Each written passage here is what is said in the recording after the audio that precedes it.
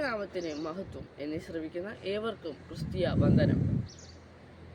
ദാനിയേലിന്റെ പുസ്തകത്തിൽ ഈ യഹോവയായ ദൈവം ദാനിയേലിനെ വിളിക്കുന്നത് ഏറ്റവും പ്രിയപുരുഷനായ ദാനിയേലേ എന്നാണ്.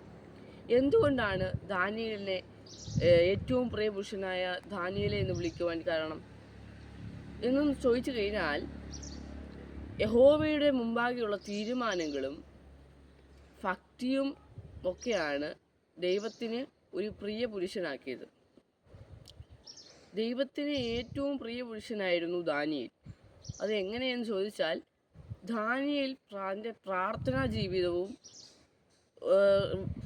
ദാനിയേലിൻ്റെ പുസ്തകം 1-ാം അധ്യായം 8-ാം വാക്യം, എന്നാൽ രാജാവിൻ്റെ ഭോജനം കൊണ്ടും താൻ കുടിക്കുന്ന വീഞ്ഞു കൊണ്ടും തന്നെത്താൻ അശുദ്ധമാക്കിയില്ല എന്ന് ഹൃദയത്തിൽ നിശ്ചയിച്ചു. തൻ്റെ നിശ്ചയങ്ങളുമാണ് തന്നെ ഒരു ഏറ്റവും പ്രിയ പുരുഷനെ ആക്കിയത് എന്ന് നമുക്ക് വേദപുസ്തകത്തിൽ കാണാം.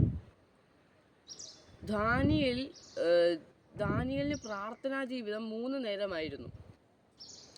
ദാനിയേൽ യഹോവയെ മാനിക്കുന്നതുകൊണ്ട് ദൈവം അവനെ മാനിക്കുവാനിടയായി. പല ബാലന്മാരും യഹോവയിൽ ആശ്രയിക്കാതെ പ്രമാണങ്ങൾ തെറ്റിച്ച് നടന്നപ്പോൾ ദാനിയേലിൻ്റെ ഹൃദയത്തിൽ ഒരു പ്രമാണം ഉണ്ടായിരുന്നു. ദാനിയേൽ ആ പ്രമാണം തെറ്റിക്കാതെയാണ് ജീവിച്ചത്. പ്രിയമുള്ളവരെ, നമ്മൾ ഈ കാലഘട്ടത്തിൽ ജീവിക്കുമ്പോൾ പ്രമാണം തെറ്റിക്കാതെ പ്രമാണത്തിനനുസരിച്ച് ജീവിച്ചു കഴിഞ്ഞാൽ ദൈവം നമ്മളെ മാനിക്കുവാനിടയാകും. അതുകൊണ്ടാണ് ദൈവത്തെ മാനിക്കുന്നവനെ ദൈവം മാനിക്കുമെന്ന് പറയുന്നത്. അനേക കാര്യങ്ങൾ ദാനിയേലിൻ്റെ ജീവിതത്തിൽ നടന്നതായിട്ട് നമുക്ക് കാണാൻ കഴിയുന്നു. തനിക്ക് സിംഹക്കുഴി വന്നിട്ടുണ്ട്.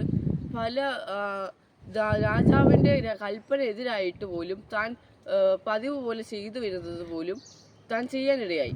അതുമൂലം തനിക്ക് അനുഭവിക്കേണ്ടത് സിംഹക്കുഴിയായിരുന്നു.